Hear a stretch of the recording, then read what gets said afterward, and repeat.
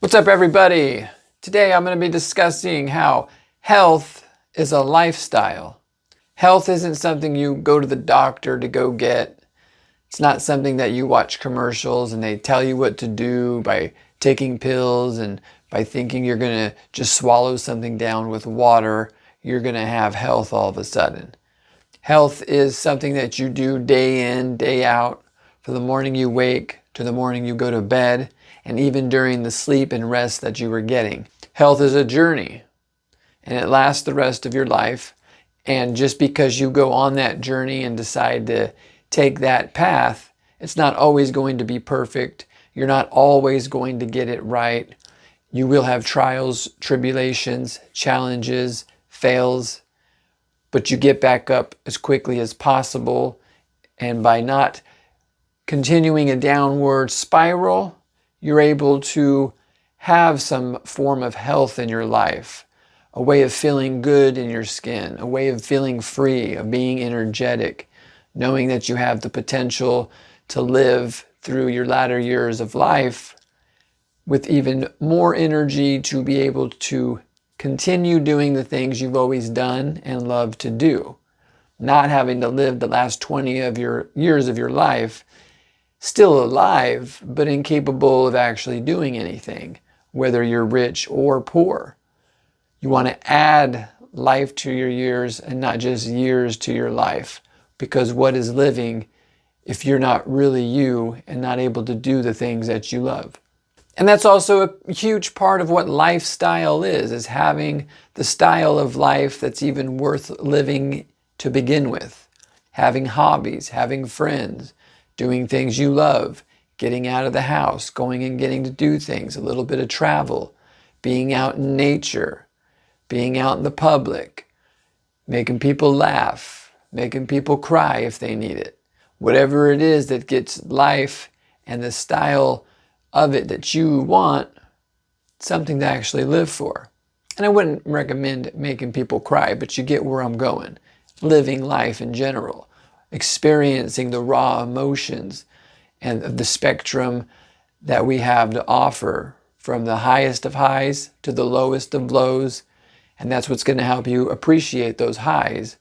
And sometimes life's just going to bring you down too.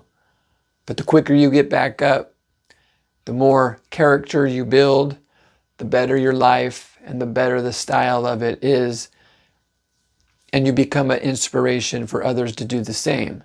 Someone who might not be living such a great lifestyle where they're sad all the time, depressed all the time, anxious all the time, low self-esteem, don't really have any dreams, don't really have any desires, any lofty goals. They don't believe in themselves. That's a lifestyle, sure, but not one that you really want to be aiming towards. I at least know that I'm not. And there's been periods of time in my life that I have not been quite proud of, but I've made the most of it, learned from it, and you just get back up and go again until your last breath. It's a series of getting knocked down and getting back up. They're rounds. Some rounds you win, some rounds you lose. But the end of the fight is what it's all about, and all places in between. Right now at 42, I'm in the middle of the fight. I'm not quite at round 1. I'm not at round 12. I'm right there somewhere at round 6. I've lost some rounds. I've won some rounds.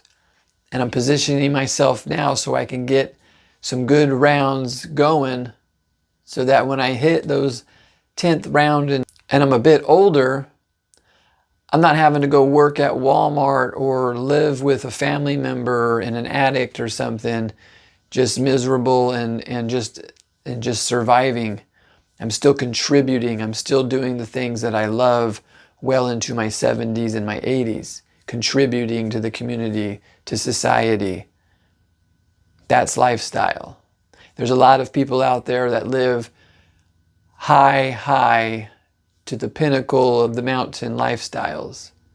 They're of a higher value, and they do a lot more for others than anyone can imagine. And they don't even have to be rich and highly successful, although a lot of the times when you live with higher values, success and money and life's riches in general have a way of magnetically being attracted to you.